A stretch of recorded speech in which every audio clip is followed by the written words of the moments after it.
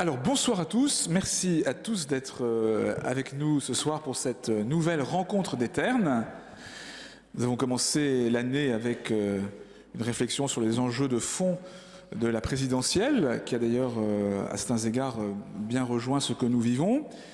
Mais aujourd'hui nous parlons d'un sujet qui est assez important dans le monde du travail aujourd'hui et peut-être au-delà, le burn-out, une maladie du don. Et je suis très heureux d'abord que nous soyons avec KTO une nouvelle fois et de pouvoir accueillir le père Pascal Hide et François-Daniel Mijon, qui a déjà eu l'occasion d'ailleurs de prendre la parole ici. Le père Pascal Hide est bien connu de beaucoup d'entre vous, a publié un très grand nombre de livres, est docteur à la fois en médecine, en philosophie et en théologie.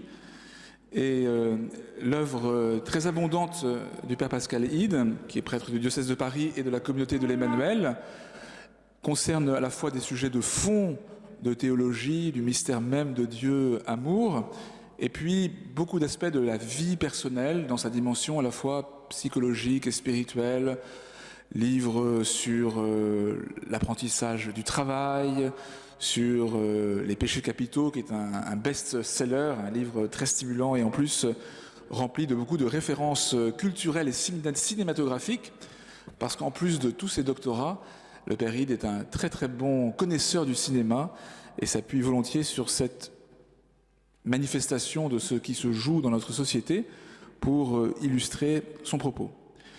Et puis, nous avons aussi la joie donc d'avoir François-Daniel Mijon. François-Daniel Mijon est polytechnicien, a travaillé dans le conseil, a travaillé aussi dans le monde de la haute administration, au cabinet du ministre de la Réforme de l'État, pendant plusieurs années comme directeur général de la modernisation de l'État.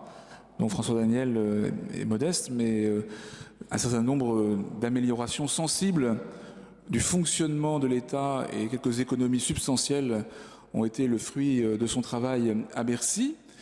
Et puis, entre autres activités, François-Daniel Mijon est le fondateur du Thomas More Leadership Institute, qui propose à des jeunes responsables dans leur travail une formation, un accompagnement au leadership authentique, sous l'égide, sous le patronage de saint Thomas More, qui est le patron des responsables politiques, mais aussi des hommes de droit, et qui est une figure de laïque particulièrement remarquable, dont François Daniel est un disciple fervent.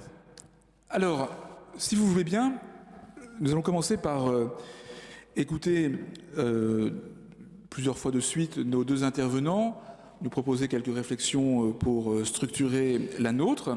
Et puis il y aura ensuite un temps d'échange mutuel des deux intervenants. Et puis vous pourrez aussi poser des questions.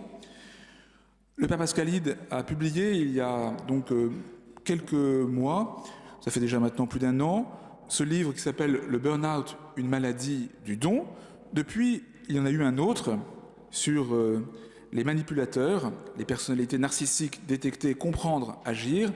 Et nous pourrons aussi avoir des ouvertures vers ce sujet si important, si douloureux, que beaucoup d'entre nous connaissent d'une manière ou d'une autre. François-Daniel Mijon n'est pas en reste, puisqu'il a également publié Leader authentique, une nouvelle édition d'ailleurs. Vous pourrez retrouver tous ces livres à la sortie de notre soirée et éventuellement les faire signer. Alors pour commencer, je souhaiterais que Pascal Hide puisse nous dire un peu ce qui l'a conduit à travailler sur le burn-out, pourquoi le burn-out est une réalité si fréquente aujourd'hui, pourquoi on en prend conscience comme nous en prenons conscience, quels en sont un peu les ressorts, peut-être aussi les symptômes, et peut-être aussi comment s'en prémunir. Merci. Est-ce qu'il est possible avec KTO de bouger ? Impossible. Bon, parce que je suis comme Montaigne. Montaigne disait « Quand je m'assois, mes idées s'asseyent ». Donc je crains le pire. Bon, c'est vrai, on peut pas gigoter un peu. Interdit, c'est vrai. Alors je suis désolé aussi pour ceux qui sont derrière, parce que de fait, vous voyez, c'est bien, ça, grâce à la lumière, ça brille. Ça, c'est une bonne chose. Même pas debout ? Est-ce que c'est possible on n'en sait rien ? Bon, ok, on ne bouge pas. Alors, Le burn-out, hein, donc on en parle beaucoup aujourd'hui. Je pense que c'est comme les personnalités manipulatrices. On en parle peut-être un peu trop, dans le sens où on en voit trop. Hein. Certaines statistiques parlent de 10%, d'autres de 40%, jusqu'à 50%, selon les professions de personnes qui connaîtraient un burn-out. Si on est rigoureux, en termes cliniques plus ou moins, parce que ce n'est pas totalement non plus un syndrome clinique, c'est 1% de la population. Donc très souvent, ce qu'on baptise burn-out, c'est un pré-burn-out. Petite image pour comprendre. Prenez votre téléphone, quasiment tous, tout le monde en a un. À 20% de charge, il vous envoie un message. Si vous ne le branchez pas, ça passe à 10%. Et si vous continuez à ne pas le brancher, qu'est-ce qui va se passer? Eh bien, de lui-même, il va arrêter. Notre corps humain est ainsi fait. Il nous envoie des signaux, tu es fatigué, tu es très fatigué. Maintenant, tu n'es même plus très fatigué, tu es totalement épuisé. Et en effet, un jour, il débranche. Exemple, chef d'entreprise, une activité débordante, il rentre à la maison où il est aussi engagé d'ailleurs dans sa paroisse ou ailleurs. Il a quand même un petit sas entre le travail et la maison. Il prend sa mobilette, il arrive au feu rouge, là il a un petit moment d'arrêt, il tombe. Et il ne se relèvera pas. Il se relèvera précisément à l'hôpital. Véritablement, la personne a épuisé les réserves et les réserves de ses réserves. Si vous avez fait un petit peu d'alpinisme ou d'autres sports, on sait que parfois on est vraiment fatigué, on a l'impression qu'on a touché le fond, et mystérieusement on peut encore, comme on dit, rebondir, mais malheureusement on ne peut pas indéfiniment rebondir parce que nous sommes des créatures exilées dans l'imparfait, hein, comme disait Baudelaire, nous sommes des êtres de finitude. Notre corps n'a pas des capacités infinies, même si le jeune, et les jeunes sont particulièrement touchés, se vit souvent comme tout-puissant et comme étant justement capable de pouvoir puiser sans faire attention que le capital santé, le capital sommeil, etc., comme on aime bien dire aujourd'hui, est véritablement limité. Alors, celui qui a inventé ce concept de burn-out, c'est un psychiatre américain, Herbert Freudenberger, en 1974. Il travaillait donc à New York, il travaillait 8 heures par jour comme psychiatre. Quand il arrivait à la fin de sa journée, il allait dans ce qu'on appelle une free clinic dans le Bronx, où il s'occupait notamment de drogués qui venaient et donc s'occupaient d'eux jusqu'à 11 heures du soir. Et de 11 heures à 1 heure, 2 heures du matin, il débriefait avec l'équipe. Après quelques mois, sa femme lui a dit « Chérie, je serais quand même assez content qu'on puisse avoir quelques jours ensemble. » Il dit « Oui, c'est une très bonne idée, très très bonne idée. » Et le lendemain matin, pour la première fois, il ne met pas de réveil. Il se réveille à point d'heure, il lève la tête et il retombe. Et au bout de 2 jours, il se réveille, il prend son magnétophone et il commence à décrire les symptômes de ce qui va devenir le burn-out. Il l'avait lui-même expérimenté pour lui. Alors, la demi-question que tu as posée, Mathieu, pourquoi j'ai été amené à traiter de ce sujet-là, je ne suis pas une personne qui suit le laboratoire de ce dont je parle, hein, donc je n'ai pas connu, mais ce qui m'a invité à m'y intéresser, c'est qu'en me retrouvant au séminaire de Bordeaux où je suis actuellement, j'étais étonné de voir que chez des jeunes prêtres, voire déjà chez des séminaristes, certains tombaient comme des mouches. Et en effet, on y reviendra tout à l'heure, ça touche davantage en effet les plus jeunes, avec toute la générosité qu'on peut imaginer. Un exemple, un jeune prêtre m'annonce très fièrement « Ah, cet été, moi j'étais... Bon, d'un côté, je me retrouvais à faire un camp avec des scouts. Après ça, je suis parti à Thésée, une petite virée par Paray le Monial. Bon, finalement, j'ai pris 4 jours de vacances. » Et en effet, on l'a retrouvé au mois de septembre avec une quasi-incapacité même à ouvrir l'ordinateur, à faire des photocopies. Et je ne veux pas vous effrayer. Quand on dit ça, vous savez, en général, c'est qu'on va vous effrayer. On ne s'arrête pas pendant 15 jours, on ne s'arrête pas pendant 2 mois, même pas pendant 1 an.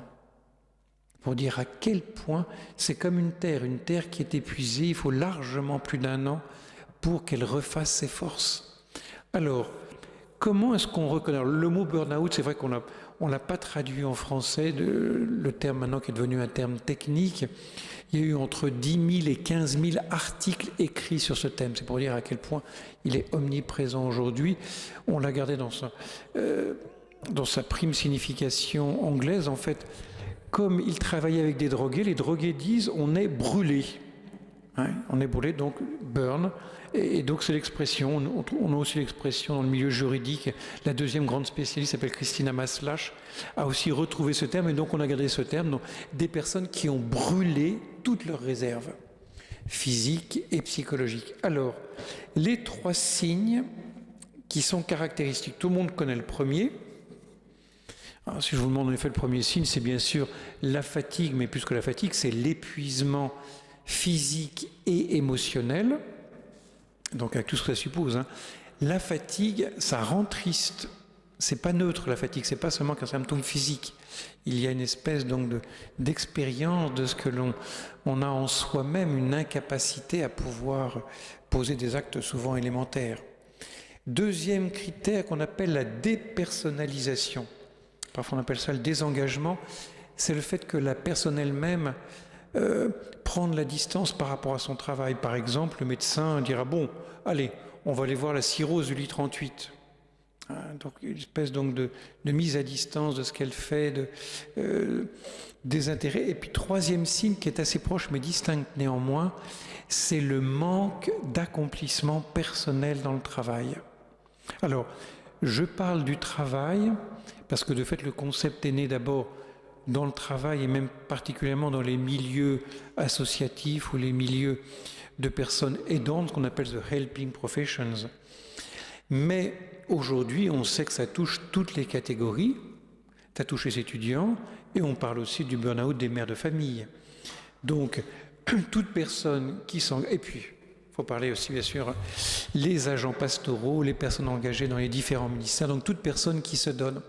Donc, ces 3 symptômes sont, quand ils convergent, en effet, font suspecter ce diagnostic. Et je le répète, quand c'est un burn-out avéré, c'est une urgence médicale. Ça ne se traite pas à la maison.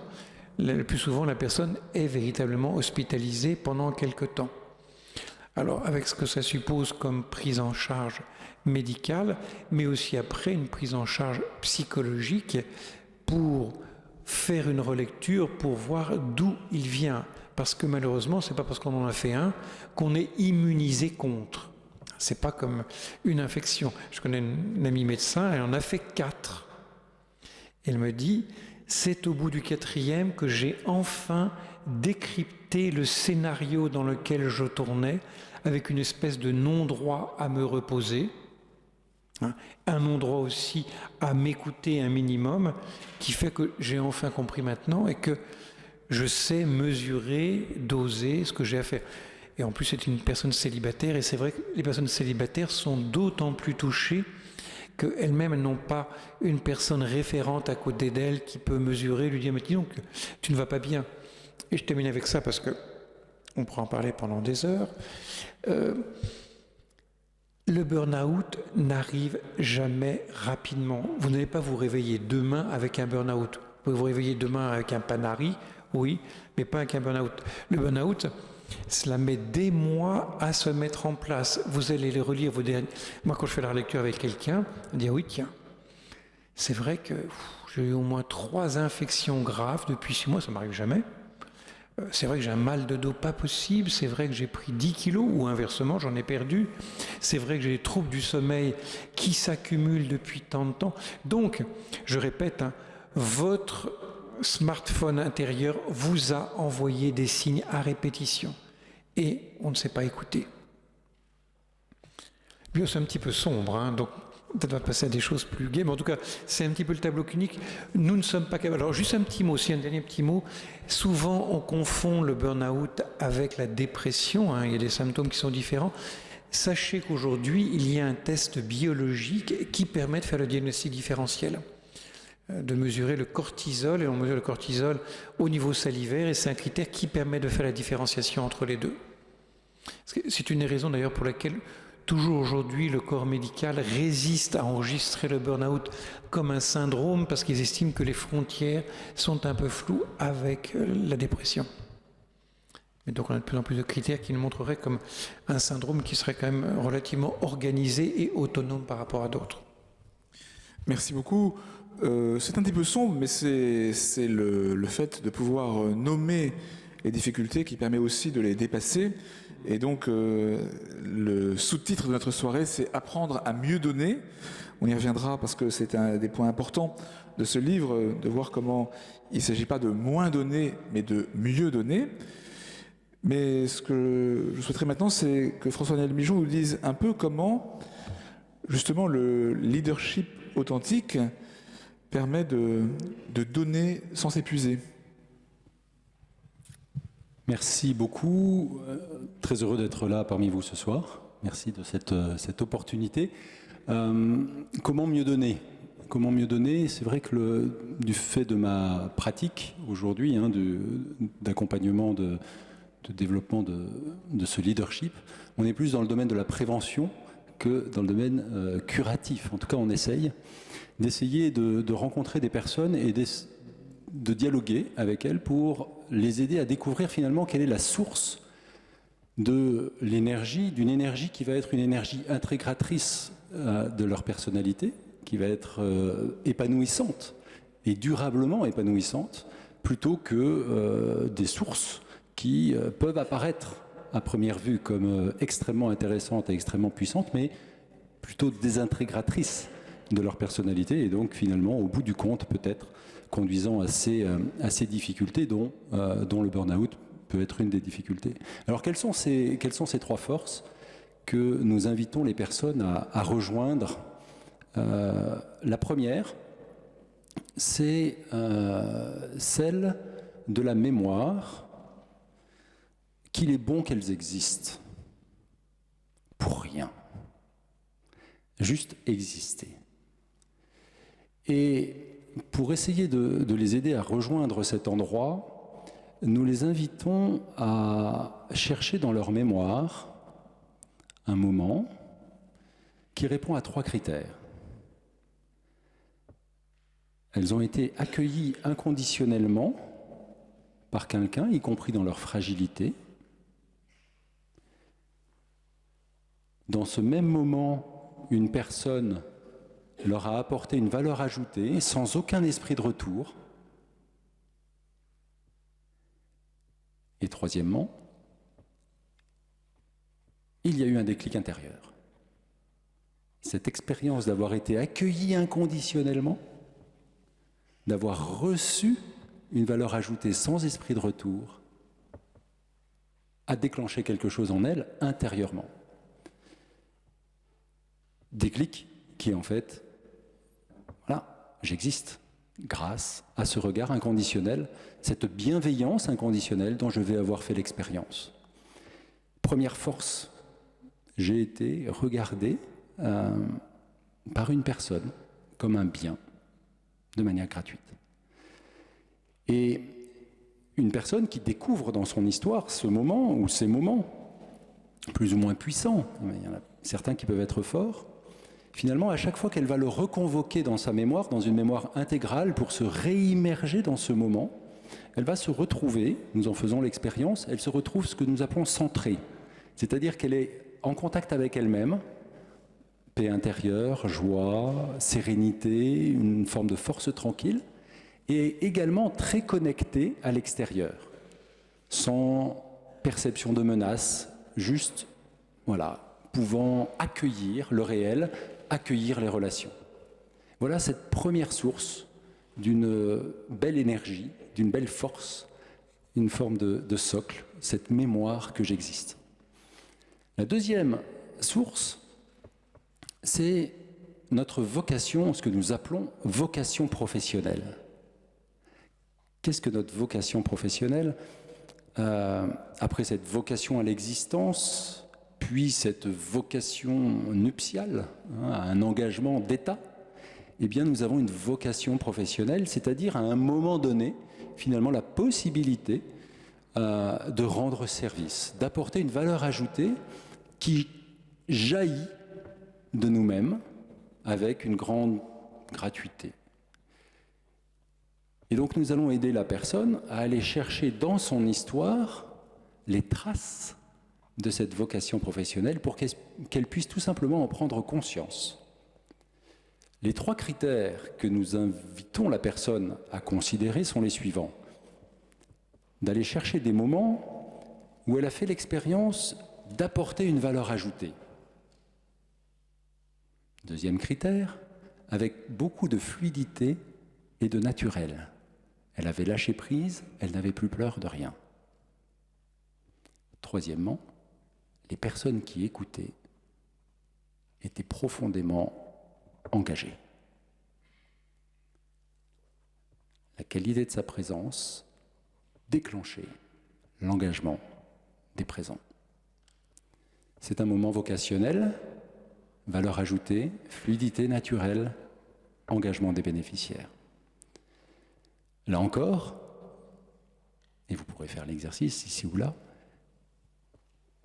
en revisitant notre expérience, on peut aller chercher 1 moment, 2 moments, 3 moments, 4 moments qui ont ces 3 critères. Lorsque vous regarderez la valeur ajoutée qui vous traverse à ce moment-là, alors nous pouvons découvrir ce fil rouge, cette petite phrase qui est notre vocation professionnelle. Observer un événement extraordinaire, le faire connaître au plus grand nombre, que sais-je encore. 3e force, elle est plus ambiguë.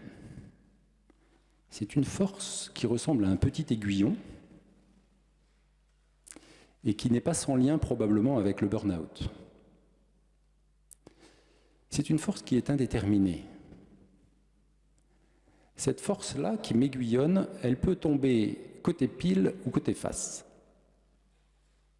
Côté pile, la peur, le repli sur moi-même, la boulimie, l'activisme, la fuite en avant, la précipitation, la déconnexion de soi. De l'autre côté, une formidable incitation à rentrer en relation. Vous voyez, cette 3e force, ce sont nos aspirations à être. Mais des aspirations à être qui sont tellement puissantes que ce serait terrible pour nous que de ne pas être. Et donc elles peuvent très très bien se transformer en peur de manquer. J'aspire à être utile, j'ai peur d'être inefficace. Si ça tombe côté peur de l'inefficacité, à ce moment-là, je me sépare de mon moment ressource, le premier moment, ma première force, je me sépare de ma vocation professionnelle pour rentrer dans un mode de résistance. Si au contraire, je redécouvre cette aspiration à être utile, je vais m'apaiser intérieurement pour pouvoir m'engager dans le meilleur de moi-même. Et en fait, c'est la connaissance de ces 3 éléments qui vont nous permettre de jouer, d'abord de se centrer, et ensuite de jouer avec ces 2 pédales. Calmer les tempêtes intérieures qui pourraient correspondre à une aspiration à être qui serait frustrée, pour pouvoir accélérer, pour laisser jaillir notre vocation professionnelle. Voilà un petit peu l'invitation au voyage de se connaître pour pouvoir mieux se donner. Merci beaucoup. Alors peut-être que Pascalide peut à la fois réagir à ce qui vient d'être dit et puis avancer un petit peu sur cette question plus spécifique encore du livre sur le burn-out, qui est la manière dont un certain esprit chrétien ou une apparence d'esprit chrétien peut parfois y disposer paradoxalement davantage. Oui, j'écoute avec bien de l'intérêt ce que disait François-Daniel Mijon. Alors, En effet, quand j'ai réfléchi sur le burn-out, une hypothèse m'est venue. Je dis bien une hypothèse, elle demanderait à être validée en constatant plusieurs choses qui convergeaient. La première que j'évoquais tout à l'heure, qui était que cela touche des personnes qui appartiennent souvent au milieu enseignants, soignants, éducateurs spécialisés, et puis ce qu'on connaît peu en France, qui n'y a pas beaucoup d'études, mais qu'on connaît bien dans le milieu anglo-saxon, et aussi tout le milieu religieux. On a des études faites sur, par exemple, les pasteurs américains. J'ai tombé sur un site qui disait qu'il y avait 1500 pasteurs qui, tous les mois, quittaient leur profession pour des symptômes qui étaient véritablement le symptôme de burn-out, d'épuisement. D'ailleurs, intéressant, dans 70% des cas, bien qu'ils fussent mariés, ils disaient ne pas avoir d'amis proches, de close friends. Donc, c'est dire à quel point l'entourage est important. Donc, à cet aspect-là, deuxièmement, j'ai vu que ça touchait les personnes à haut idéal et à grande exigence intérieure. C'est vrai, moi qui ai travaillé pendant 13 ans dans une grande administration en Italie, là, en effet, je voyais peu ce type de syndrome poindre quand on prenait un café quand on arrivait, puis un autre à 10h30, etc. Bon, là, c'est vrai que les tentations sont différentes, etc. Donc, tout cela m'a conduit à réfléchir en me disant, mais est-ce que finalement, il n'y aurait pas dans le burn-out une générosité extraordinaire? Moi, je vois ça en formant des séminaristes. Vous imaginez un séminariste, 6 ans de formation, plus ou moins 1 an, 7 ans, avec un stage au milieu, ça fait 8 ans, on peut rajouter encore 1 an.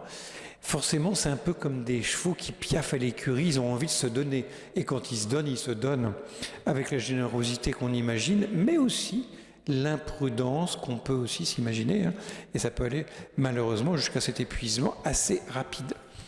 Donc tout cela m'a invité à réfléchir en me disant, mais est-ce que ce serait donc pas, non pas d'abord une espèce de maladie mal identifiée ou de paresseux ou je ne sais pas de quoi, non, mais au contraire de personnes généreuses, mais comme disait le père Rouget, qui non pas se donnent trop, mais se donnent mal.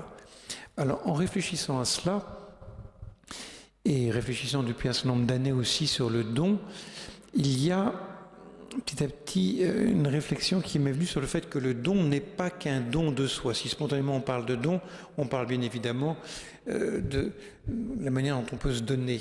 Mais de fait, comme nous ne sommes pas Dieu, nous ne pouvons pas que nous donner. Nous sommes obligés de nous recevoir. Et là, on va rejoindre ce que dit François Daniel, à savoir que avant même de se donner, nous sommes appelés à recevoir. Et donc c'est le premier moment, c'est la première force dont il parlait tout à l'heure. Savoir que nous avons tous des expériences de moments privilégiés, en effet, où on a reçu, ou plus précisément, de manière générale, l'être humain commence son existence d'abord en recevant, comme un arbre. Moi j'aime bien l'image de l'arbre pour comprendre, c'est une image qui traverse toutes les cultures. Autant le psaume numéro 1 qu'un René Descartes qui dirait la philosophie ressemble à un arbre. Un arbre, c'est d'abord des racines, puis un tronc et des branches. L'être humain, c'est la même chose. D'abord, l'être humain, il a besoin de racines, même si je sais que les feuilles reçoivent aussi la lumière.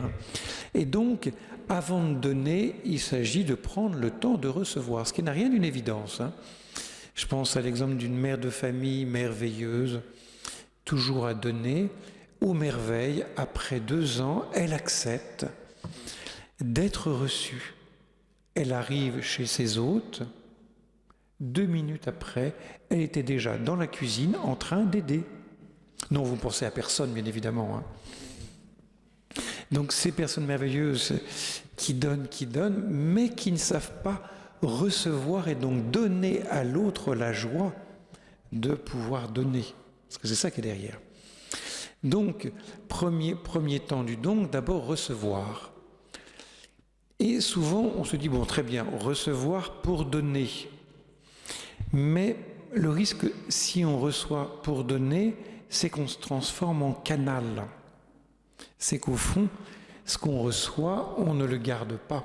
Alors c'est une image qui ne vient pas de moi, c'est une image d'un grand spécialiste de la générosité qui est Saint Bernard de Clairvaux, dont un des moines de son monastère était parti et à Rome, était devenu pape. Il a envoyé une lettre pleine de bon sens, et il savait de quoi il parlait en disant « Attention », je ne sais plus comment il s'appelait, il dit « Attention, ce que tu reçois pour toi de la part de Dieu, garde-le pour toi. Et ce que tu reçois pour les autres, donne-le aux autres. » Concrètement, la part qu'on reçoit pour nous, c'est par exemple le temps de sommeil. Si on commence à amputer notre temps de sommeil pour pouvoir aider les autres, il y a un moment où on deviendra incapable d'aider les autres. Parce que s'il y a un domaine sur lequel il y a quelque chose d'incompressible, c'est bien le temps de sommeil. On peut le rattraper la nuit d'après. Déjà après 2 nuits, on commence déjà à toucher les systèmes les plus fragiles de notre organisme, à commencer par le système immunitaire. Même le jeune qui prend plusieurs nuits blanches, qui a plusieurs nuits blanches d'affilée, lui-même aussi, il attaque un certain nombre de réserves de santé qui sont en lui, dont il ne pâtira que dans quelques années. Mais donc, je me suis dit donc, il ne suffit pas seulement de recevoir et de donner, encore faut-il, deuxième temps du don, garder. Et l'image que donne Saint Bernard, c'est non pas ce canal, non pas bien évidemment la source débordante comme est le soleil, apparemment inépuisable. C'est pas non plus seulement recevoir pour donner, c'est recevoir, et dit-il, nous sommes comme des vasques, se laisser remplir et après cela donner. Est-ce que c'est qu'une vasque? Une vasque ne déborde que lorsqu'elle est remplie. Et c'est intéressant, l'exemple que donne François Daniel est tout à fait intéressant, c'est que lorsque je connecte avec une expérience fondatrice où j'ai été aimé, où en effet je le revis en voyant ce regard inconditionnel, il se passe un déclic. Autrement dit, je fais tout à coup l'expérience qu'il y a en moi une source. Et ce qui est derrière, bien évidemment, c'est la parole du Christ, qui pour moi est totalement décisive. Lorsqu'il envoie ses disciples en mission, il leur dit « Vous avez reçu gratuitement, donnez gratuitement ». Matthieu 10, verset 8. Passage tellement important. Vous avez reçu gratuitement. Branchez-vous là-dessus et vous allez voir l'énergie que ça donne. J'y reviendrai tout à l'heure parce qu'il y a une application concrète qu'on peut en donner et qui me paraît moi de plus en plus centrale et qui me paraît pour moi le cœur même de ce déclic. Mais je le dirai tout à l'heure. Donc, deuxième temps, prendre le temps. Concrètement, prendre le temps, ça veut dire prendre le temps de se reposer, prendre le temps de faire du sport, de s'occuper de son corps. Le corps, c'est vraiment le lieu le plus maltraité aujourd'hui. Moi, je suis frappé. Chez les jeunes, mais même maintenant un peu chez les moins jeunes, souvent ils se vivent de façon dualiste. Leur corps, c'est une espèce d'autre, une espèce d'instrument qu'on utilise, qu'on maltraite, et on ne le voit pas comme un compagnon qu'il faut à la fois respecter, écouter. Et c'est vrai c'est vrai que ça semble bien parisien, au point même que si au travail on ne dit pas qu'on est un peu fatigué, on peut être suspecté d'être tir au flanc. Ah oui, t'es pas fatigué, donc quel est ton travail? Alors que dans l'armée américaine, on invite les soldats à se reposer avant d'être fatigués. Vous avez chacun d'entre vous, sauf si vous êtes passé sur une table d'opération, 7 mètres d'intestin. Bonne nouvelle. Eh bien, seuls les 40 premiers centimètres servent. C'est pour dire à quel point le corps humain a des réserves inouïes. Autrement dit, quand on est fatigué, c'est qu'on a déjà largement dépassé ses réserves. Combien on est peu à l'écoute de soi. Donc, deuxième temps, qui est le temps que j'appelle de l'appropriation, de l'intériorisation, notamment, je pense, une des grandes souffrances aujourd'hui dans le monde du travail, c'est le manque de reconnaissance. On sait bien depuis 15 ans en psychologie sociale, on voit de plus en plus de personnes qui viennent en effet en grand état intérieur de souffrance, et c'est vrai qu'il y a souvent un déficit de parole de reconnaissance de la part des managers, de la part des supérieurs, etc. Mais il n'y a pas que cela. Il y a des personnes qui ont véritablement reçu, mais qui sont comme des tonneaux des Danaïdes et qui ne gardent pas ce qu'ils ont reçu. Et je pense... Notamment, Mathieu, tu connais bien cette parole du curé d'Ars à qui un jour, quelqu'un lui dit après une homélie, dit « Ah, mon père, vous avez bien parlé ». Et le saint curé lui dit « Un autre me l'a dit ». L'autre, c'est le grappin. eh bien, quel que soit l'immense respect que j'ai pour le saint curé, le saint patron de tous les curés du monde, je ne suis pas d'accord avec lui. On a besoin régulièrement de paroles qui remplissent notre réservoir.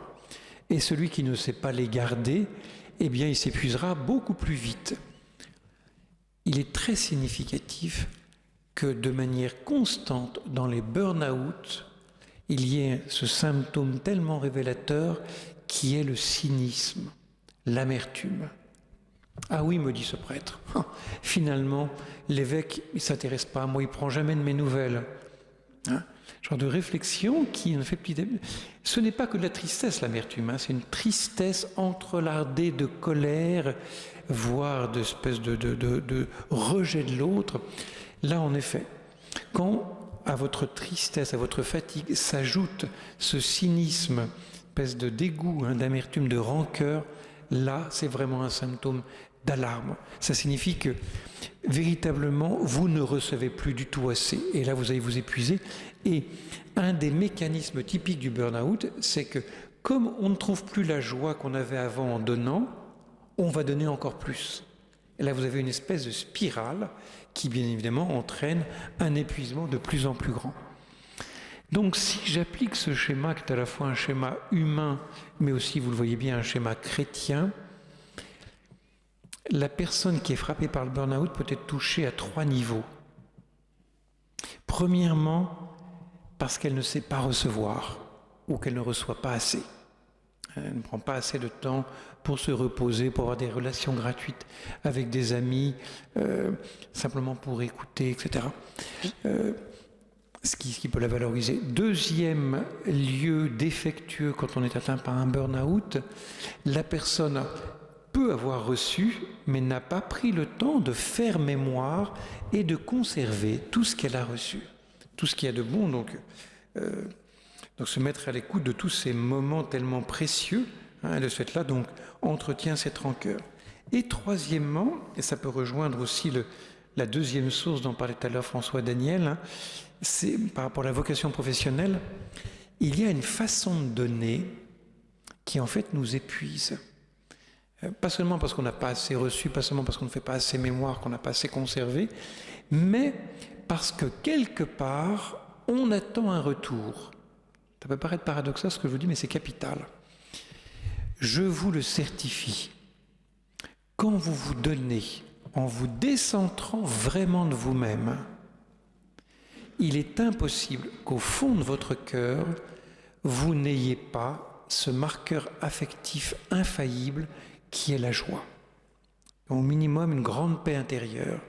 Si, je ne sais pas, vous allez à une soirée, tout joyeux, disant, tiens, je vais rencontrer des personnes, et vous revenez avec un goût de sang dans la bouche. Eh bien, en faisant la relecture de ce qui s'est passé, soyez sûr qu'à un moment ou l'autre, à votre insu parfois, vous vous êtes quelque part cherché vous-même, ce que vous avez donné de la main droite, vous essayez de le récupérer de la main gauche. Je le répète, le don de soi, quand il est pur, c'est-à-dire sans mélange de recherche de soi, est toujours porteur de joie. François Mijon, donc vous avez placé votre lieu de formation au leadership authentique sous le patronage de saint Thomas More, donc un laïc qui a exercé de belles charges puisqu'il a été chancelier du roi d'Angleterre, Premier ministre en quelque sorte d'Henri VIII, mais qui est mort martyr après 1 an et demi d'incarcération dans une cellule de la Tour de Londres, où nous avons été nous recueillir ensemble il y a quelques mois. Comment est-ce que justement cette dimension d'enracinement spirituel peut accompagner l'éveil au leadership authentique? Avec beaucoup de simplicité, j'ai envie de dire, de la manière suivante, en fait, peut-être.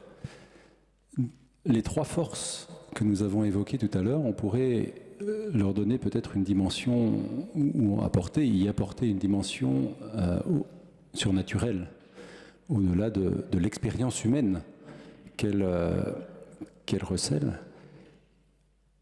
Lorsque je fais mémoire de cette première force, vous voyez, de ce souvenir d'avoir été aimé, d'avoir été accueilli inconditionnellement, voilà, avoir reçu quelque chose qui m'a été donné sans retour et ce déclic. Quand je fais mémoire de cette expérience-là, en fait, je fais mémoire de l'œuvre du Père vis-à-vis de moi, qui m'a créé. Il n'avait pas besoin de mon existence, et il m'a créé. Il m'a créé dans une inconditionnalité radicale.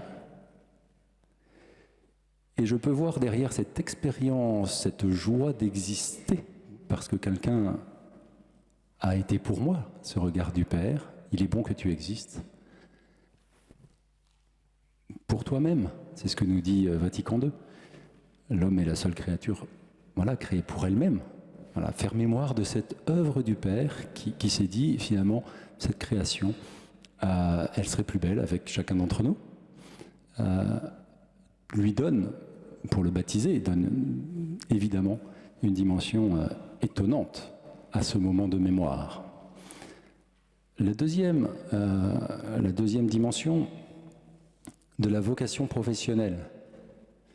La vocation professionnelle, c'est ce lieu, le Père Pascali nous en disait, où on arrive à donner sans esprit de retour. C'est quelque chose qui, quelque part, à travers ma qualité de présence, va déclencher quelque chose chez l'autre.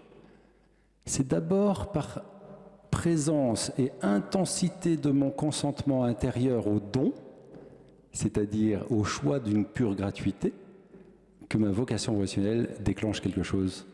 C'est ce don qui ne déforme pas. Évidemment, c'est l'œuvre du Fils. Le Fils qui, il n'y a pas si longtemps, on faisait mémoire, ce jeudi saint, de cet acte qui est si émouvant, du Christ qui se met à genoux pour laver les pieds de ses disciples, dans ce geste qui, en général, résume un petit peu l'enseignement.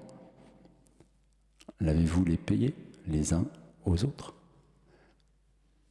Et dans ce geste où je renonce à moi-même, puisque c'est ce geste d'esclave, et on se souvient de Pierre qui est scandalisé que le Christ, qui est maître et seigneur, prenne ce geste qui ne lui revient pas. Et le Christ nous dit, faites-le aux uns et aux autres. Il ne nous dit pas ça pour nous embêter, il nous dit ça parce que ça marche comme ça. Et donc, lorsque je consens à ma vocation professionnelle, ici et maintenant, à cette deuxième force, en fait, je suis sur un chemin très concret d'imitation du Fils. Et puis la troisième force, vous savez, cet aiguillon ambigu qui peut tomber côté pile et côté face, eh bien, nous y voyons, les grands théologiens ont déjà deviné, l'œuvre de l'Esprit Saint. Alors pourquoi ? Parce qu'il y a une phrase qui nous paraît éclairer cette réalité anthropologique, qui est l'aiguillon dans la chair dont nous parle saint Paul. J'ai un aiguillon dans la chair et j'ai demandé plusieurs fois au Christ de l'enlever. Par 3 fois, il m'a dit non. Ma grâce te suffit. Et vous savez, saint Paul enchaîne en disant, c'est quand je suis faible que je suis fort. Vous voyez, cet aiguillon qui peut tomber du mauvais côté est aussi une aspiration à tomber du bon côté. Mais c'est une aspiration à tomber du bon côté qu'à condition que je consente à en faire une œuvre de l'Esprit Saint. Ma grâce te suffit. Et voilà, s'il n'y a pas ce consentement à la présence et à l'œuvre de l'Esprit Saint qui achève toute sanctification en moi, ça risque de tomber du mauvais côté. Donc le programme de mémoire qu'on évoquait tout à l'heure, qui est un programme de consentement à chaque instant, qui est un programme de leadership terriblement efficace, si tant est on avait envie de rechercher cela dans le monde économique, mais il est surtout terriblement fondé anthropologiquement, est aussi un programme trinitaire, un programme d'intimité avec la Trinité me permettre tout simplement de faire mémoire de l'œuvre du Père en moi, de l'œuvre du Fils en moi, de l'œuvre de l'Esprit Saint en moi, et donc tout simplement de pouvoir comprendre ce qui m'arrive quand je pratique la vie sacramentelle. Je suis accueilli inconditionnellement, on me donne une valeur ajoutée, inconditionnelle, qui déclenche un déclic intérieur, moment ressource que j'expérimente dans l'Eucharistie et dans la confession, et j'embarque l'Eucharistie et la confession dans la vie professionnelle, et surtout si je suis un grand flemmard, plus qu'au de chercher seul, je vais très très vite prier dans la vie sacramentelle, y puiser ce dont j'ai besoin pour jaillir, pour vivre, pour développer ce leadership dans la vie professionnelle. Merci beaucoup. Alors le burn-out a été présenté comme une maladie du don, une manière de mal donner. Il y a une autre maladie très répandue aujourd'hui, qui est une manière de mal être en relation avec les autres, de permettre que des relations destructrices s'instaurent. C'est ce qu'on appelle si souvent les pervers narcissiques ou les manipulateurs. Alors je trouve que ce serait intéressant, en contrepoint à ce qui a été dit sur le burn-out, sur lequel on va revenir par plus de questions un peu ciblées, mais de savoir si la rédaction de ces deux livres s'est appelée l'une l'autre, et un peu ce qui est en jeu aussi aujourd'hui de ce phénomène nouveau, en tout cas dans son identification, de tempérament destructeur. Non, de fait, ce sont un livre d'occasion à chaque fois. Donc, en effet, l'un n'a pas appelé l'autre, même si, de fait, c'est un peu deux contre-types. Hein. Si on accepte l'hypothèse qui n'est pas totale, hein, ce qui est bien d'autres causes de burn-out, mais du fait que certains sont un épuisement par trop de dons, donc par excès, ou plutôt par mauvais excès, ça c'est très clair que la personnalité narcissique, elle, par contre, est en défaut total de dons. Alors déjà, on va régler un problème de vocabulaire. Hein. Beaucoup de personnes aujourd'hui parlent de pervers narcissique. L'expression vient du psychanalyste, aussi psychiatre Racamier, qui parle de fait de pervers narcissique. J'avoue que je n'utilise jamais cette expression que je n'aime pas, parce qu'elle ne correspond pas à un tableau clinique précis. Si on veut être rigoureux, les catégories psychiatriques, c'est personnalité narcissique ou personnalité perverse, qui est une aggravation avec d'autres types de symptômes. Avec en plus des statistiques, hein, ça correspond à ce qui sert de manuel pour à peu près 80% des psychiatres du monde, qu'on appelle le DSM. Là, on a la 5e version, on sait que ça correspond à 3% des hommes, mais mesdames, vous n'êtes pas non plus exclus, 1% des femmes. Hein. Non, j'allais dire un petit quelque chose par rapport aux courriers que je reçois, qui sont quand même très féminins, mais c'est un autre sujet, sur le sujet. Alors, là, c'est véritablement un profil pathologique, ce qu'on appelle une personnalité difficile en termes psychiatriques, donc c'est très précis, correspond donc à un tableau clinique. Alors, c'est vrai que, comme le burn-out, on en parle trop, il y a eu, je sais pas, quand j'ai fait la recension, en langue française, il y a plus de 120 livres en français, et plus ou moins de vulgarisation, qui ont été écrits. C'est trop. Peut-être que mon bouquin est trop aussi, d'ailleurs. Donc de fait, c'est vrai que le sujet intéresse beaucoup, et d'ailleurs au nom de ce qui intéresse beaucoup, voire trop, certains disent qu'on en parle trop. Et c'est vrai que qui veut accuser son chien l'accuse de la rage aujourd'hui, c'est le genre d'accusation qu'on lance à la tête de l'autre. Est-ce que pour autant c'est illégitime d'en parler? Je pense que ne pas en parler, c'est faire le jeu des bourreaux et ne pas donner la voix aux véritables victimes. Donc ne pas en parler, trop en parler, ce n'est vraiment pas la bonne solution. La bonne manière d'en parler, c'est d'en parler avec précision et rigueur. Si vous n'êtes pas psychothérapeute, psychologue et a fortiori psychiatre, vous n'avez pas autorité pour poser ce type de diagnostic. Par contre, vous pouvez le soupçonner très légitimement, et notamment, c'est certain que dans l'assemblée qui est ici, donc vous avez forcément rencontré des personnes, quand on commence à avoir des cheveux gris, on en a rencontré aussi dans son histoire, puisque c'est un pourcentage non nul. Si vous avez un soupçon actuel, prenez la liste des 30 critères d'Isabelle Nazar-Aga, qui a écrit un des premiers ouvrages qu'il a fait connaître en 97, je crois, ou en 98, non 97. Les manipulateurs sont parmi nous, on trouve sur Internet. Et si vous, alors, d'abord, quand vous allez faire la liste, vous allez connaître une épreuve narcissique, c'est-à-dire que si vous êtes honnête, vous allez cocher sur les 30 critères quelques-uns. Je pense à des jeunes qui récemment le faisaient. « Oh, maman, mais c'est terrible, moi je suis là-dedans. » Alors, nous avons tous des traits narcissiques. Ça, c'est certain, c'est des lieux de conversion. Tant mieux, ça permet de nommer les points. Par contre, si vous en cochez plus de 15, à fortiori plus de 20, là, ça devient véritablement rouge. Alors, je ne m'inquiète pas. On ne voit jamais venir des personnes qui se disent « je suis une personnalité narcissique ». Comme disait Paul Racimer, disait « ce que je vois à mon cabinet, ce ne sont pas les bourreaux, ce sont les victimes ». Donc, de fait, si vous avez un soupçon, vous prenez la liste et ça correspond à ça. Alors concrètement, quels sont les grands signes? Il y en a notamment 2 grands autour desquels s'organisent les autres. Le premier, ce sont des personnes qui ont une image très valorisée d'elles-mêmes. Un sens de l'ego, je pense.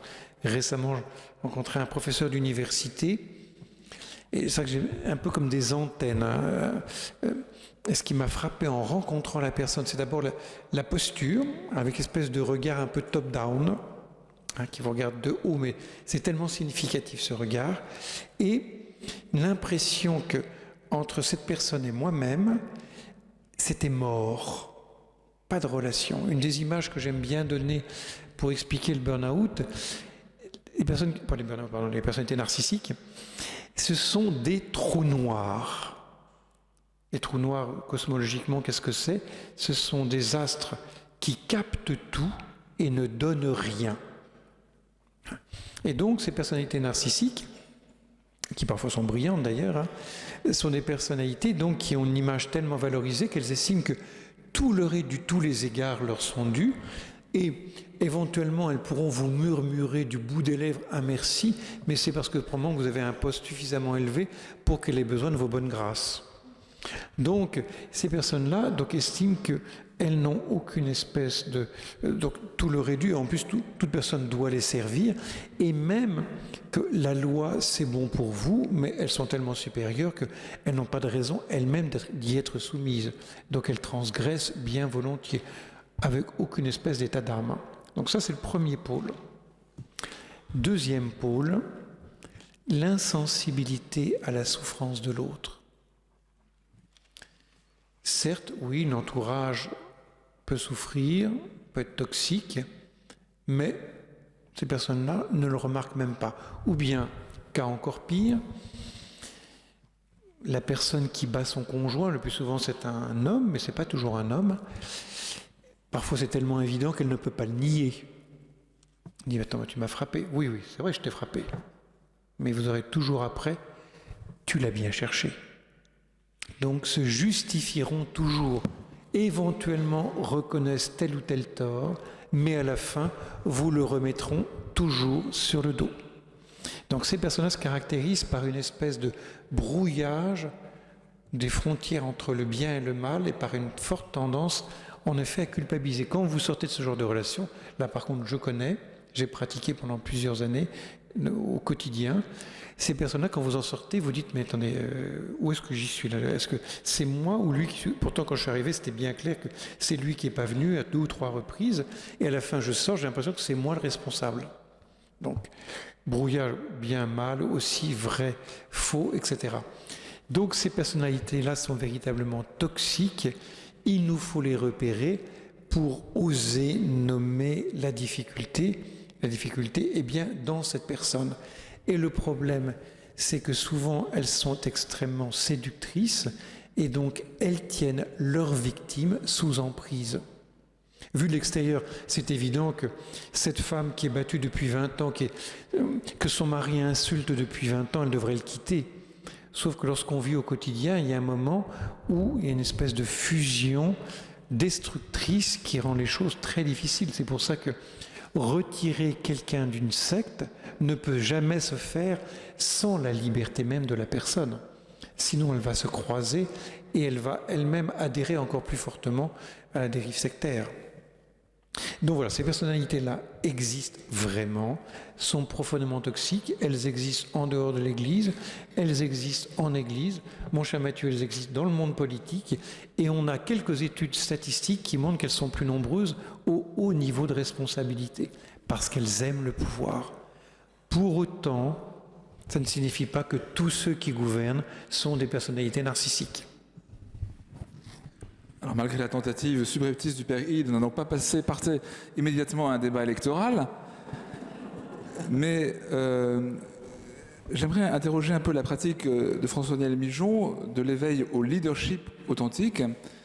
Aujourd'hui, on parle beaucoup de leadership, dans l'Église aussi, c'est un peu une grande mode même dans la formation à la responsabilité missionnaire, tout le monde y va de sa formation au leadership, parfois inspiré notamment du monde évangélique américain, mais est-ce qu'il n'y a pas un risque d'hypertrophie du leadership et comment former au leadership authentique qui précisément n'induit pas, ne permet pas des comportements manipulateurs?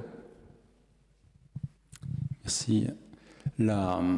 Oui, on parle beaucoup du leadership et finalement, ça pourrait être au bout du compte une belle caricature. Le leadership dont on parle finalement, c'est finalement ce dynamisme vital qui est en nous. C'est celui-ci qu'il nous faut rejoindre, hein, en tout cas. Et pour le coup, j'ai l'impression que ce leadership-là, celui qui correspond au dynamisme même, alors vous l'avez vu, on l'a vu tout à l'heure, de la Trinité en nous et le dynamisme de l'intégration de notre personnalité, on a envie de dire qu'on n'en parle pas assez de celui-ci parce que c'est au contraire cette force qui va nous permettre de croître. Et la dynamique en fait de cette recherche, je trouve qu'on est dans un contexte où il y a une belle opportunité dans l'entreprise, c'est qu'ici ou là, vous l'avez sans doute entendu parler, on parle d'agilité. C'est-à-dire qu'il y a un mot extrêmement recherché aujourd'hui, c'est qu'on veut être agile. C'est l'ère du digital, c'est l'ère de la propagation extrêmement rapide de l'information, c'est l'heure de la créativité, c'est l'heure de la... Voilà, il y a énormément de force à l'œuvre dans l'économie qui nous appelle à reconfigurer et nous reconfigurer. Et donc la question, je trouve, la question du leadership authentique, celui dont on parle, est une question d'urgence. Soit nous parvenons à comprendre ces sources, et effectivement nous devenons des vasques débordantes, comme l'a dit tout à l'heure Pascal Hyde, ou nous ne la trouvons pas, nous perdons la fluidité de la vasque qui déborde, et à ce moment-là, tous les impératifs d'agilité deviennent des menaces, hein, des injonctions qui vont me faire peur, qui vont me conduire à me rétracter et qui vont derrière finalement me déformer. Alors comment donc urgence d'apprendre ce bon leadership. Comment faire d'abord y passer pas mal de son temps, de plus en plus propager évidemment qu'il y a un lieu, qu'il existe des endroits où on peut apprendre cela. L'association que nous avons en est une, le TMLI, www.tmli.org, pardon pour cette petite séquence, mais c'est important, et c'est vrai qu'on a face à nous une soif étonnante. Les personnes disent, mais pourquoi on ne me l'a pas dit plus tôt? Vous voyez, un soir, il y a une personne qui, très émue, dans un des cycles, à 50 ans, se met à pleurer. Et je dis, mais que se passe-t-il? Et elle me regarde, elle me dit, mais François Daniel, j'ai 50 ans. Je lui dis, oui, enfin, où est le problème? Je lui dis, mais ce que tu viens de nous dire est tellement simple et transforme tellement la manière dont je peux m'engager dans la vie, dont je peux prendre possession de moi et pouvoir justement me donner de manière juste. Pourquoi on ne me l'a pas dit avant? Et ça, je dois vous partager ce cri que l'on entend vraiment très, très quotidiennement. Et c'est pour moi un étonnement de se dire, mais pourquoi cette anthropologie-là ne fait pas partie du package, ne fait pas partie du package pour connaître ces trois éléments fondamentaux. D'autant que ce n'est pas très compliqué. Ces relectures prennent quelques heures, en fait. Et peut-être, petit élément biographique, si aujourd'hui j'ai consacré ma vie professionnelle à ce sujet-là, c'est parce que à 40 ans, j'ai profondément senti comme une injustice, en fait, le fait d'avoir ces quelques clés, et puis autour de nous un grand besoin, mais pas forcément la réponse. Merci beaucoup. Alors, je voudrais poser maintenant quelques questions plus brèves à nos intervenants, et profitez-en pour préparer les questions que vous pourrez leur poser à votre tour. Il y aura un micro qui circulera dans quelques instants. D'abord, Pascal, tu as évoqué la différence entre la dépression et le burn-out. Est-ce que tu pourrais la préciser un peu davantage ? Je crois que c'est une question technique qui n'est pas forcément intéressante pour nous. Non, je ne veux pas le détailler. Donc j'ai juste donné le test biologique qui me paraît intéressant. Quand on rentre dans ce degré de précision, je pense que là, il faut véritablement rencontrer un médecin. Et je ne pense pas que ce soit utile. Vous savez, c'est comme quand on regarde une encyclopédie médicale, on a toutes les maladies. Donc la rentrée dans le détail des symptômes ne me paraît pas intéressant. Pas les symptômes, mais fondamentalement. C'est la même réalité ou c'est deux choses différentes ? Alors, c'est pas tranché médicalement, hein, mais concrètement, on sait bien, par exemple, que la dépression c'est d'abord une tristesse psychomorale avec une inhibition à agir. Hein, c'est les deux symptômes typiques de la dépression, alors que le burn-out est d'abord un épuisement. La dépression, par ailleurs, touche tous les secteurs de la vie, alors que le burn-out touche davantage le domaine professionnel ou telle zone. Donc il y a des véritables différences qu'on peut objectiver.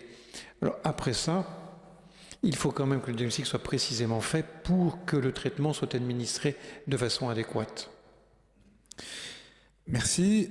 Une autre question, quand on parle pour le coup des manipulateurs, toi-même tu l'as évoqué, on voit que la solution parfois est de prendre de la distance et on reste dans une vision qui est assez dépourvue d'espérance sur les possibilités d'évolution pour les personnes. Qu'est-ce que tu peux nous dire à ce sujet ? Alors c'est toujours la question délicate. Hein.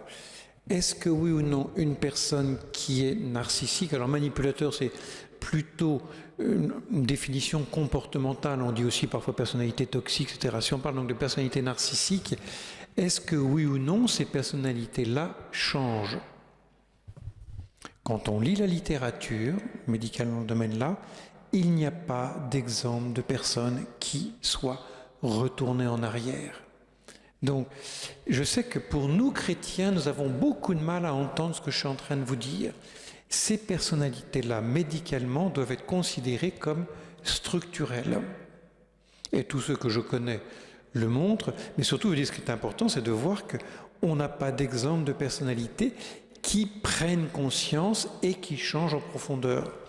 Alors, les mécanismes ne sont pas véritablement connus. Ce que l'on repère, c'est deux choses notamment.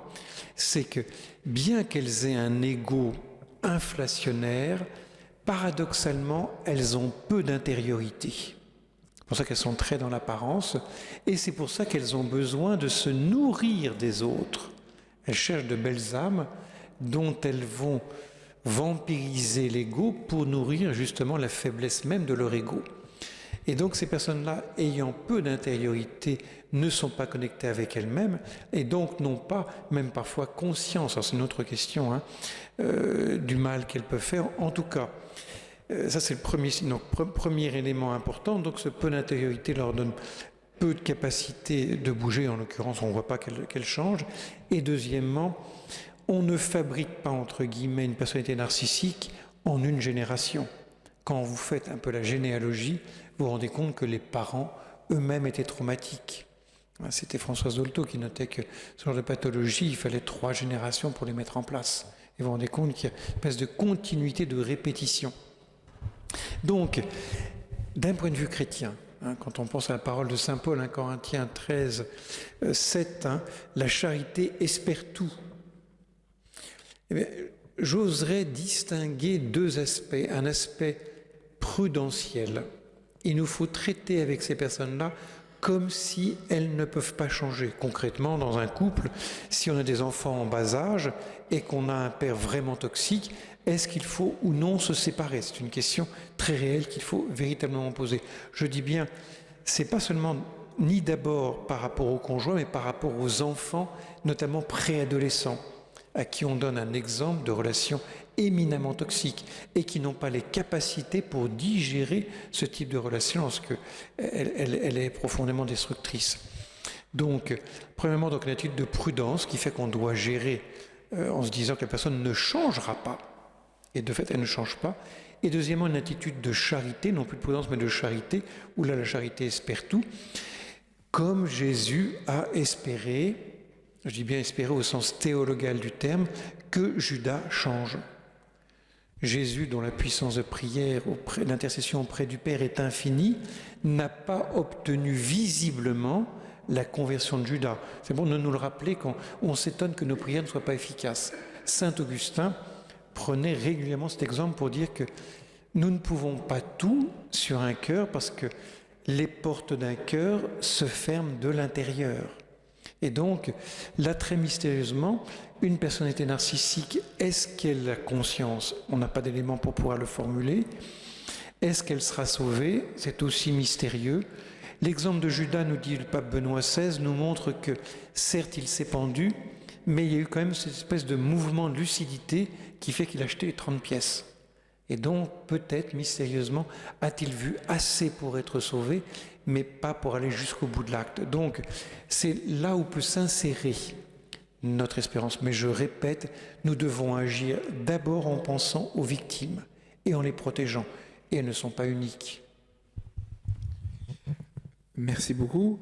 Alors, revenons un peu au burn-out. C'est très bien d'expliquer qu'il faut prendre du temps pour recevoir, du temps pour soi, du sport, etc. Et pour beaucoup d'entre nous, il y a une telle pression, il y a une telle injonction de rapidité. Alors les smartphones, c'est très très bien pour avoir l'image de la batterie qui est faible à partir de 20%, mais c'est surtout une machine à être sans arrêt sollicitée, sans arrêt dérangée, d'avoir à répondre dans l'instant à des SMS, de ne pas pouvoir faire une pause dans la consultation et la réponse aux mails.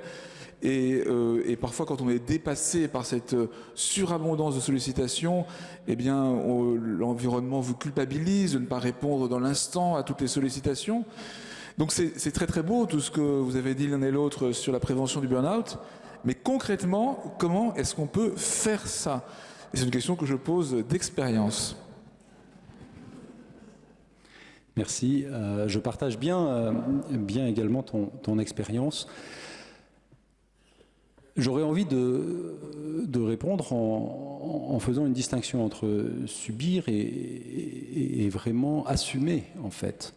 C'est cette question, je crois que le droit à la déconnexion qu'on évoque et qu'on essaye de mettre chez les autres, c'est aussi un devoir qu'on doit exercer soi-même vis-à-vis de ces objets. Et rester dans ce lieu où finalement je me possède moi-même avant de lire un mail. Je me possède moi-même avant etc., de répondre. Et de découvrir qu'il y a des moments pour les laisser tranquillement en mode avion, et puis il y a des moments pour les regarder. Mais notre expérience, et puis quand on dialogue avec les personnes, c'est que plus la personne va se centrer, c'est-à-dire être dans ce lieu où elle se possède elle-même, alors elle va pouvoir agir depuis son intériorité. Depuis l'intérieur, en fonction de ce que l'intuition qui jaillit de son intériorité lui dit. C'est le moment de regarder. Ou bien c'est le moment de dialoguer. Mais voilà, évidemment, il y a une ascèse, il y a un exercice, comme toujours, qui est de se dire, être à l'écoute de son cœur, de cette intuition, et puis derrière, de la laisser aller jusqu'au bout.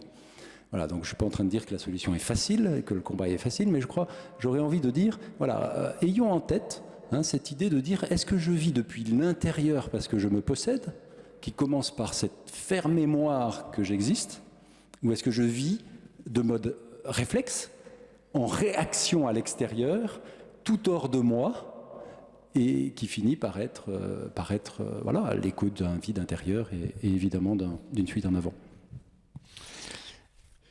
J'ai envie de réagir à la fois comme prêtre et comme médecin. Par rapport à ce que tu évoques, on sait qu'aujourd'hui, on a de plus en plus de dépendance. Ça, c'est un phénomène de société tout à fait unique. On a beaucoup plus aujourd'hui, autrefois, quand rappelez-vous Baudelaire, que c'est paradis artificiel, les personnes dépendantes, c'était la partie supérieure de la société et par rapport à quelques causes de dépendance, hein, le vermouth, le hashish, etc. Aujourd'hui, quasiment tout le monde est touché de près ou de loin par la dépendance. Et deuxièmement, nous avons aussi de plus en plus de causes. On n'est plus seulement dépendant aux substances, mais en effet à un certain nombre de comportements. La dépendance au virtuel en est un des... Mais il y en a plein d'autres. Hein. Donc, moi je distinguerais d'abord, est-ce qu'on est en effet dans la zone de la tempérance, qui suppose qu'on a encore une maîtrise, ou est-ce qu'elle cale plus souvent? Je prends le TGV toutes les semaines, quand je vois le nombre de jeunes et de moins jeunes qui sont sur leur smartphone, là, ou bien qui consomment des DVD, moi qui aime bien les DVD, je vois bien à quoi ça peut correspondre, et là, est-ce qu'on est dans le domaine donc, du volontaire ou de l'involontaire? Et dans un certain nombre de cas, je pense qu'on est malheureusement dans ce qu'on appelait autrefois des habitudinaires, ce qu'on appelle aujourd'hui des addicts, des dépendants, des drogués. Et là, si c'est le cas, ça ne relève pas seulement que de l'effort de volonté.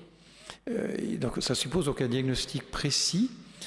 Et quand je dis ça, ça touche tout le monde. Je me rappelle une vieille religieuse, je dis vieille parce qu'elle avait plus de 80 ans, elle passait tous les jours sur son ordinateur 4 heures à jouer aux cartes. Et oui, même à son âge, oui. Et en l'occurrence, oui, elle faisait son travail, mais elle me disait bien que son travail, elle l'exécutait assez rapidement. Parce que c'est bien sûr extraordinairement chronophage. Moi, je dirais d'abord, faisons un petit bilan. Comment est-ce qu'on se retrouve avec toutes ces dépendances, hein, avec la hiérarchie du temps, bien évidemment, ça peut prendre sur la fatigue.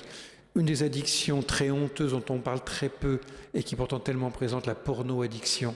Là-dessus, hein, il y a vraiment il n'y a pas grand-chose dans le domaine, mais le livre qu'il vient d'écrire, il est anonyme, mais c'est Éric Jacquinet, le père Éric Jacquinet, Libre pour aimer, est vraiment un livre intéressant. Ça permet de nommer des choses, et c'est vrai que c'est pas seulement présent chez les jeunes. Hein. Donc, faire un bilan précis, hein, où est-ce que l'on en est, et après ça, commencer à mettre en place de véritables moyens. Donc, où est encore notre liberté, hein?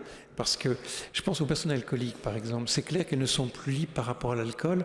Par contre, elles sont libres, premièrement, de reconnaître qu'elles sont dépendantes. Deuxièmement, de faire un bilan médical.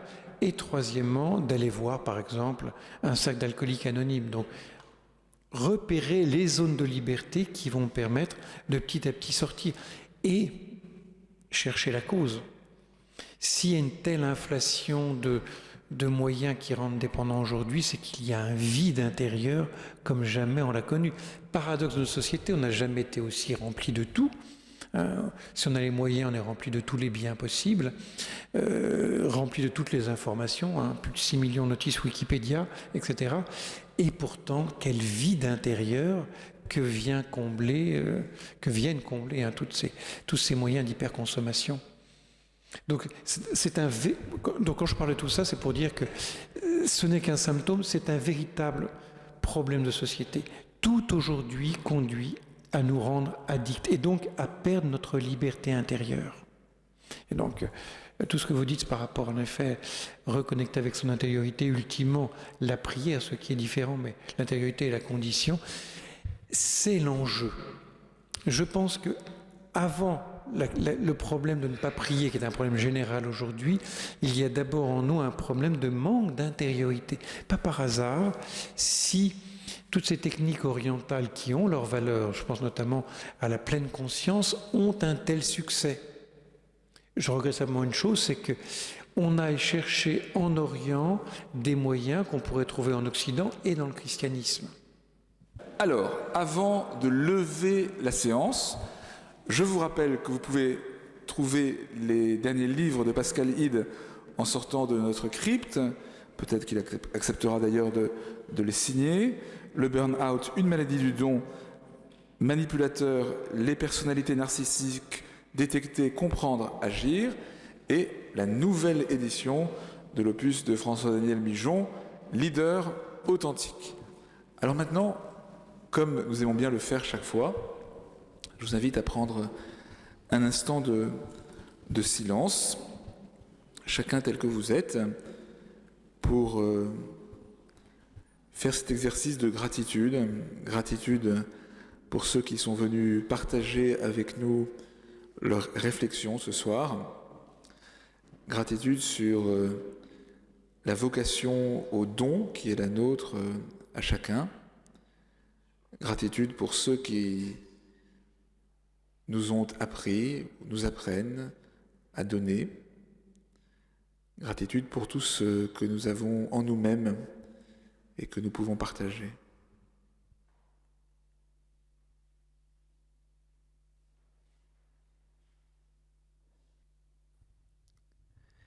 Merci encore à tous et bonne fin de soirée.